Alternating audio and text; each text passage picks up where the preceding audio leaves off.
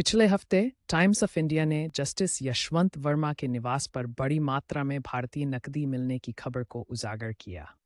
इससे पहले जस्टिस शेखर यादव का मामला सामने आया था, जिन्होंने अपने बयानों से न्यायिक शिष्टाचार और आचरण का खुला उल्लंघन किया था। एक मामले में कोई प्रभावी कार्रवाई नहीं की गई, दूसरे में विरोध के बाद और देरी से कार्रवाई हुई।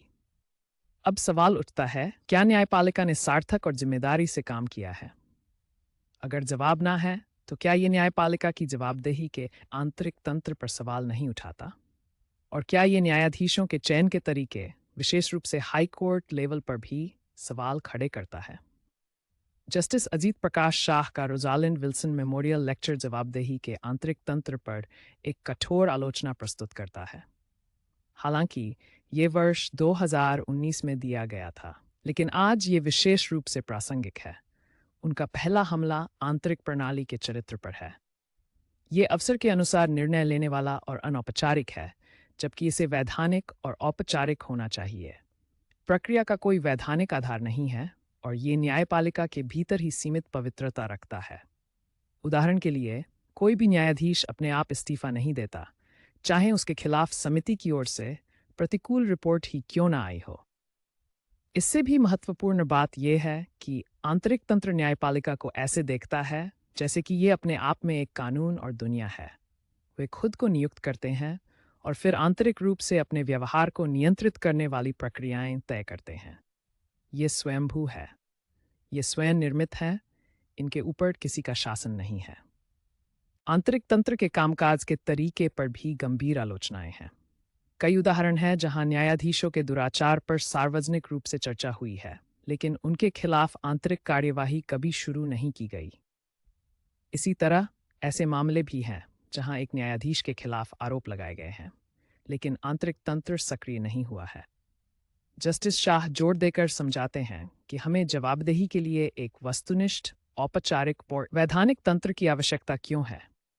वे कहते हैं, न्यायाधीशों के दिमाग में कोई पूर्व निर्धारित नैतिक कोड एम्बेडेड नहीं होते हैं जो बेंच पर बैठते ही उनके व्यवहार को निर्देशित करें।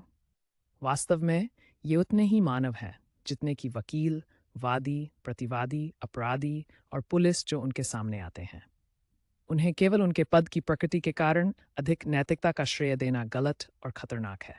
इसलिए जब ये गलती करते हैं तो उन्हें जवाबदेह ठहराया जाना चाहिए, न कि उन्हें बचने दिया जाए या हल्के में लिया जाए। अब जब आप न्यायाधीशों के आचरण और व्यवहार की बात करते हैं, तो आप इस सवाल से नहीं बच सकते कि ये कैसे चुने जाते हैं। स्पष्ट है कि कॉलेजियम प्रणाली पूरी तरह से काम नहीं कर रही है। हमें कुछ और बेहतर चाहिए। लेकिन पहले ये समझ लें कि कॉलेजियम प्रणाली कहाँ विफल हो रही है। जस्टिस शाह ने कई मुद्दों की पहचान की है। पहला, न्यायाधीशों के चयन के लिए कोई जात या सहमत मानदंड नहीं है। ये अवसराधीन है, यहाँ तक कि मौखिक और अक्सर पसंदीदा लोगों को ऊपर उठाया जाता है। इससे भी महत्वपूर्ण बात यह है कि चिंताजनक अवसरों पर सर्वश्रेष्ठ को नज़रअंदाज किया गया है। जस्टिस शाह की नज़र में दो चौंकाने वाले उदाहरण जस्टिस अकील कुरैशी और जस्टिस मुरलीधर हैं। उनका मानना है कि ये सुप्रीम कोर्ट में पदोन्नत होने के हकदार थे। अब कॉलेजियम प्रणाली सरकार को दरकिनार करने के लिए बनाई गई थी। फिर भी जब आपके पास संसद में बहुमत के साथ एक मजबूत कार्यपालिका हो, जैसा कि आज हमारे पास है, तो सरकार, जैसा कि वो करती है, कॉलेजियम की सिफारिशों पर बैठ सकती है, कभी कभी सालों तक, जिससे सरकार को एक प्रभावी वीटो मिल जाता है। फिर भी ये वही परिणाम है जिससे बचने के लिए कॉलेजियम बनाया गया था।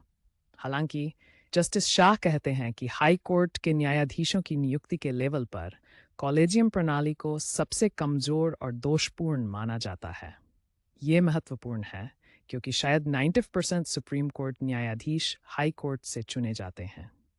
इसलिए अगर हाई कोर्ट के न्यायाधीशों का खराब चयन होता है तो ये सुप्रीम कोर्ट को भी प्रभावित करेगा। समस्याओं को अनदेखा नहीं किया जा सकता। ये हमारी न्यायपालिका और हमारे लोकतंत्र के स्वास्थ्य को प्रतिकूल रूप से प्रभावित कर रही हैं। वास्तव में शायद इन्हें एक साथ हल करने की आवश्यकता है। इसके लिए कार्यपालिका और न्यायपालिका के सहयोग की आवश्यकता होगी। क्या ये दोनों तैयार हैं?